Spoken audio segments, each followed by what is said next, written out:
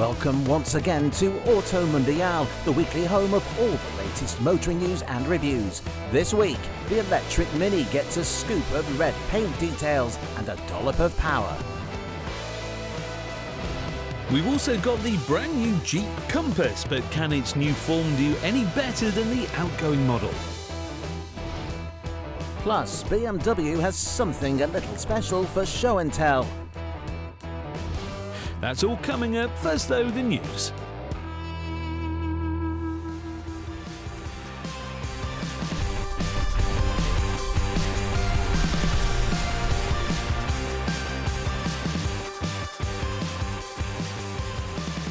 Another month and another slice of sorrow for the UK car industry. With data in from June, it has been confirmed that UK automotive manufacturing has suffered the worst fully operational January to June period since 1953. In total, over the course of the first half of 2025, the UK's factories shipped 417,232 vehicles, representing almost 12% less than the first 6 months of last year. According to the Society of Motor Manufacturers and Traders, it was the commercial vehicle market that suffered the majority of the blow due to several restructuring projects within production plants, but the car industry played its fair share in the dip. With a trade deal between the UK and US now signed, plus future-proofing work complete on commercial vehicle assembly lines, the signs should be looking up for the second half of the year. We'll let you know how manufacturers get on in the months to come.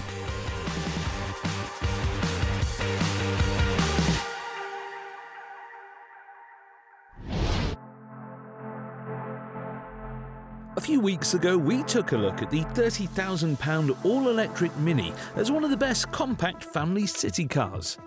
But aside from a tightly packaged, cutesy hatchback that feels bigger on the inside than it looks on the outside, the Mini Cooper has eternally been known as a nippy, sporty and enthralling brute with more punch than you'd expect, especially in John Cooper work specification.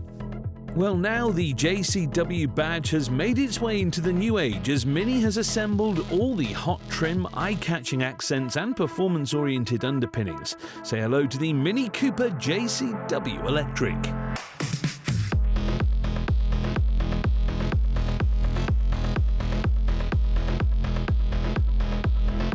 This top-of-the-range Hot Mini was launched all the way back at last year's Paris Motor Show, but is only just making its way onto UK roads now, just in time for late evening cruising as summer closes for the year. A traditional screaming fire breather is also available, but in this electric form, the JCW gets 258 brake horsepower from a single front-mounted motor. Under 6 seconds to 62, 124 at full chat, and front-wheel drive platform are commendable facts for a compact and fun Sunday driver. If that all feels a bit understated in a world full of 400 brake horsepower hatchbacks, you'll probably also find the looks a little damp. Where previous John Cooper Works models got aggressive wings, sharp lips and flicks, muscular arches and deep scoops, this new edition is little more than a Cooper S with a black and red paint job. Mini's own description of the model's exterior design mentions an aerodynamically optimized package, but then goes on to list logos, decals and paint. Inside the base Mini is already quite the peppy place to be, and so apart from these thick bucket seats, little work is needed to make the JCW performance ready. So getting a few interior touch-ups, a sharp rear wing and a 40 brake horsepower boost, the Mini Electric in JCW trim costs about £5,000 more than the Cooper S for a total cost of £39,000. That sits the new JCW alongside another ex-rallying legend turned electric hot hatch, the Alpine A290. Hitting the market from £36,000 in its more powerful form, the Alpine is perhaps the JCW's closest rival, at least on price. We make that distinction because where the Mini exceeds the 250 brake horsepower mark, France's best only just scrapes 200 for around 215 brake horsepower. On the Alpine side is weight, however, as sitting around 300 kilos below the lumbering Mini, it is only half a second slower to 62 miles per hour.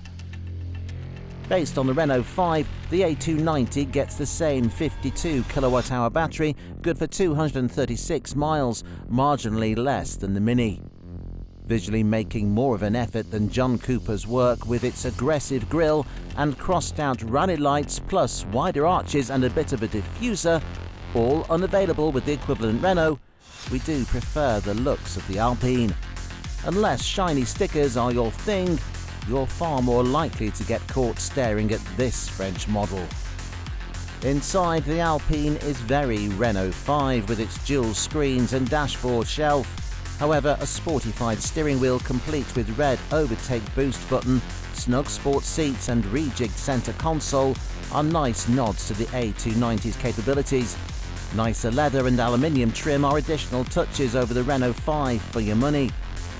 Since its relaunch in 2017 with the A110, Alpine has always put driving dynamics and agile handling over power, showy looks and on-paper stats and facts.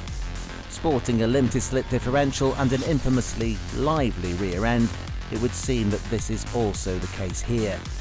Marginally cheaper, but also less powerful, the Alpine provides a budget alternative over the Mini.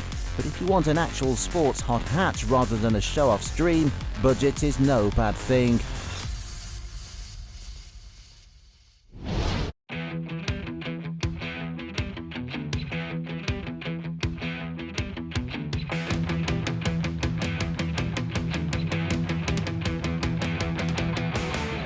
Based on the same platform as the likes of the Fiat 500X and Alfa Romeo Tonale, but adapting it to a more rugged focus, the Jeep Compass has previously failed to impress us with its basic interior decking and lackluster running gear. But with the help of the wider Stellantis group, Jeep will be hoping that a new third generation will dispel that critique, bringing an overhauled cabin, new underpinnings and cool looks. A boxier, meaner, harder brute than the wet looks of the outgoing Compass, we do like the new shape, especially with its larger dimensions. Jeep states that passengers will get a fair chunk of extra legroom, whilst the boot grows by the equivalent of a carry-on suitcase.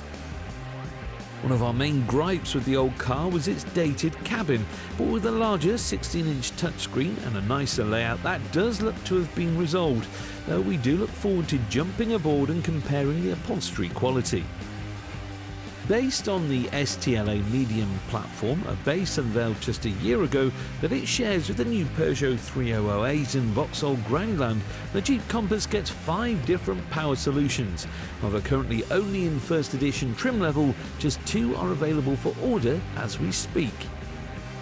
Those are a 213 brake horsepower EV sporting a 74 kilowatt-hour battery, good for 310 miles of range, and a 145 brake horsepower mild hybrid pairing a 1.2 litre PureTech engine with a 48-volt electric system for a bit of assistance. If you're desperate to get your hands on the new Compass, we would suggest the £39,000 electric model is your best bet given the combustion engine's statistical issues on other Stellantis products.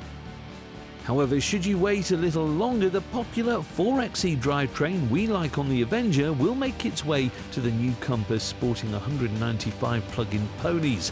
A further 2 more all-electric models are also on the way, with power capping out at 375 brake. After the break, BMW lifts the covers on its latest creation, and it's a stunner, so stay tuned.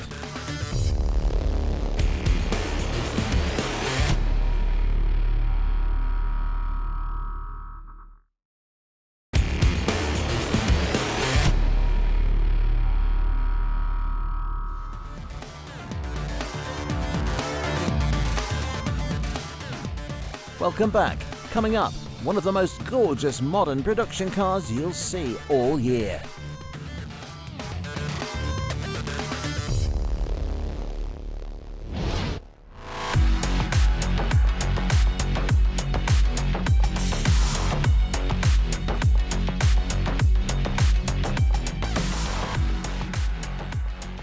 The Ford Ranger. Here in the UK, it is the most popular pickup truck by far and frequently rivals the more traditional van among the best-selling commercial vehicles on sale.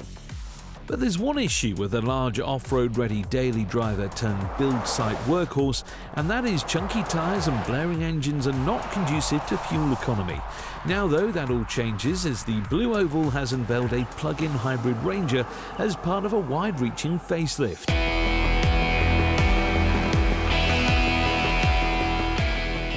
Under the bonnet of this new eco-friendly lump is a 2.3-litre EcoBoost 4-pot paired with a 10-speed automatic transmission housing a small electric motor. The Ranger PHEV gets a stonking 280 brake horsepower. Better yet, with its 12 kilowatt-hour battery, it will manage a little under 30 miles on a charge. But don't worry, just because this is a truck Mother Nature would approve of does not mean it isn't ready to get down and dirty. A low-range box plus off-road driving modes enable adventurousness, whilst the hybrid system enables the use of power tools even when out in the wilderness. Inside, even this back-to-basics XLT trim level provides a nice amount of comfort between jobs, with 5 seats aboard the double cab specification. 12 inches of infotainment touchscreen come as standard, as does the 8-inch driver display, plus heated front seats and automatic aircon. As we mentioned, the plug-in hybrid portion of the options list comes as part of a wider facelift, bringing up-to-date front headlights redesigned for a softer look. It seems Ford is no longer out to make the Ranger a cool alternative to the van, but just a true commercial vehicle in its own right. When that comfort, space and a full 3.5 tonnes of towing capacity comes with economical plug-in hybrid tech, it does all sound like a good deal. Excluding VAT, you can pick a plug-in hybrid Ranger up for a little less than £41,000. So what are your other options?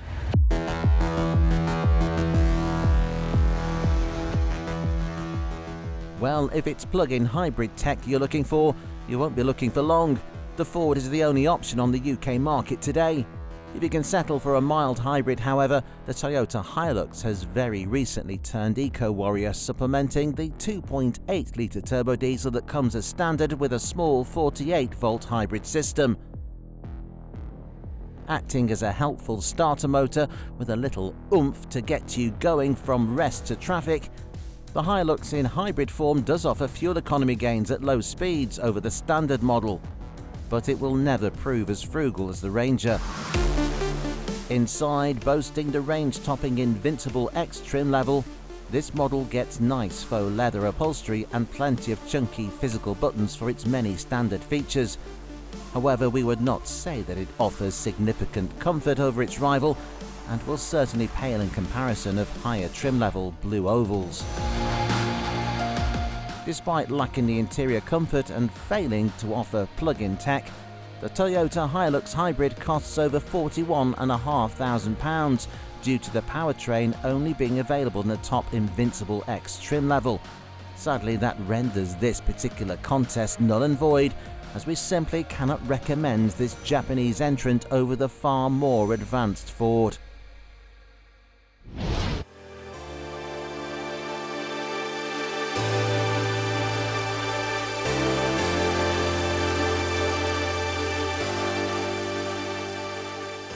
Mid-size, 3-row SUVs like the Honda Pilot are something that America does particularly well.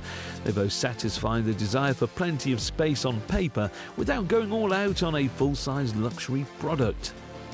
Every now and then, however, you'll find yourself wanting a little more refinement and comfort aboard your large family runabout, which is where manufacturers' high-end sub-brands come in.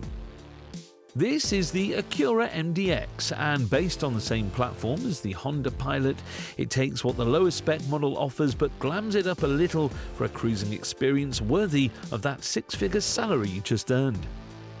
Under the far sleeker and dainty body lies one of two powertrains. You can either opt for the regular MDX with its 3.5-litre naturally aspirated V6 developing 290 brake horsepower, or the sporty Type S, like this particular model, that gets a smaller 3-litre unit but with a pair of turbochargers sucking out its exhaust fumes for a 355 bhp output. Inside it is as expected from a Honda turned fancy. A nice flowing dashboard design goes nicely with snug chairs, the whole thing draped in a thick layer of leather. Though you do get the sense that all this padding is for it to hide its less preposterous Honda underpinnings. Chrome bling, illuminating mood lighting, and a heavily decorated air conditioning control panel eye-catching to the point of distraction, whilst a flimsy touchscreen screams Honda. Whilst the MDX sits on the same platform as the Honda Pilot and retains its long wheelbase, allowing for 3 rows of seating, it is both narrower at shoulder level and shorter due to its sloping roof. As such, where the Pilot will fit 7 in relative comfort, the Acura is slated as a 6-seater, something to keep in mind when rounding up the kids for the school run. Starting from $52,500 in the US, the MDX only reflects a mild increase in price over its Honda cousin. But Acura is not the only upper-end sub-brand looking to offer a touch of sparkle to the drab midsize SUV, however, as the Nissan Group is hot on the MDX's heels.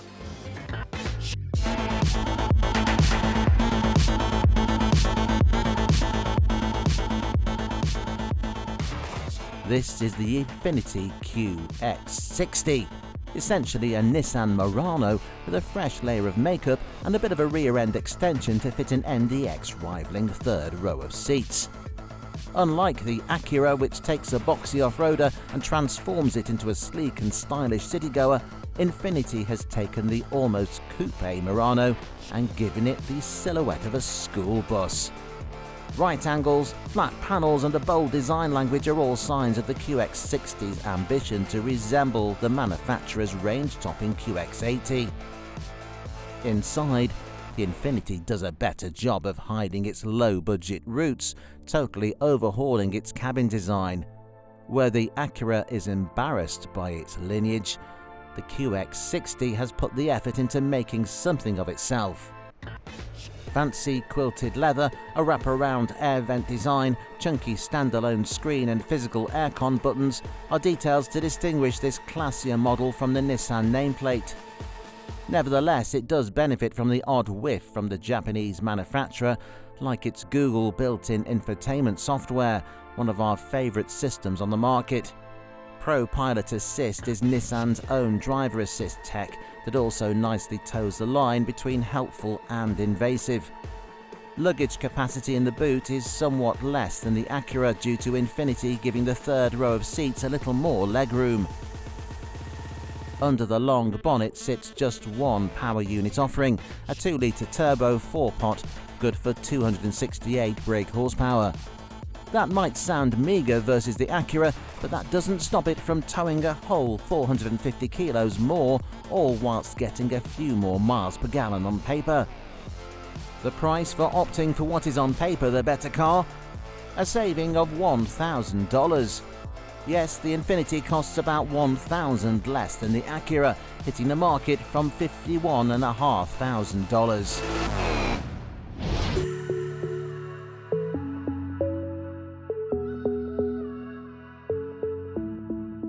Last year, we presented you with the BMW SkyTop, a conceptual 8 Series lookalike with bejeweled accents, sharp lines, an open top, and 625 brake horsepower output figure that BMW decided to send into limited production when it realised everyone quite liked it.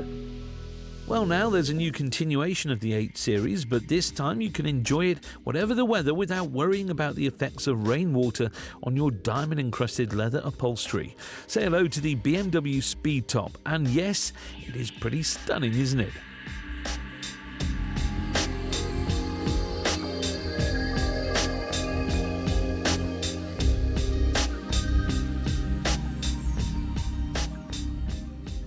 Where last year's creation was a Targa Top coupe, this new Speed Top gets a fixed roof and rather fetching rear end, making for the return of the shooting brake body style, a format rarely seen since the 60s. It's a hatchback, but with a touch more elegance. Exquisite details like the bubble top roof, slight rear arch curve, lack of prominent diffuser and nicely subtle alloy wheels plus chunky tyre sidewalls give the car an almost timeless look. Then again, sharp and aggressive headlights and LED grille surrounds are clear signs of the times. Inside, it's all a little more production ready than the Skytop we saw last year. In fact, from the seats to the dashboard, centre console and steering wheel, it's all very much copied over from the regular BMW 8 Series. Though for added class, you do get eye-catching two-tone leather upholstery for a bright cabin and plenty of bling to the gear selector.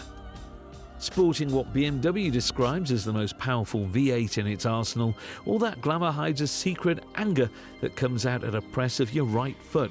Stealing the 625 brake horsepower twin-turbo V8 as found in the M8 competition, the Speed Top very much lives up to its name. And if you'd like to experience that blend of brutish beauty, you can do so. Some 70 examples are set to be built, all costing a rather eye-widening £500,000.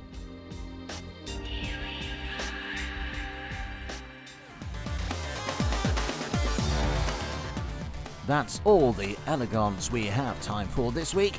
But do join us next time as Auto Mundial celebrates 60 years of four-ring fronted automobiles.